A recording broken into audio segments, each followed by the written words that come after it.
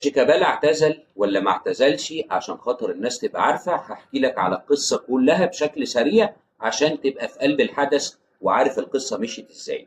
شيكابالا اللي بيتحمل قيمة عقده كاملا هو ممدوح عباس. عقده كان خلص مع الزمالك 2024، جدد سنتين ل 2026، يعني لسه يتبقى له موسم مع نادي الزمالك. الفكرة ان شيكابالا طلب منه بشكل صريح من جون ادوارد انك انت مش هتكون موجود معانا، واخر سنه دي خلاص مش محتاجين انك انت تكمل عشان احنا بننزل باعمار اللاعبين.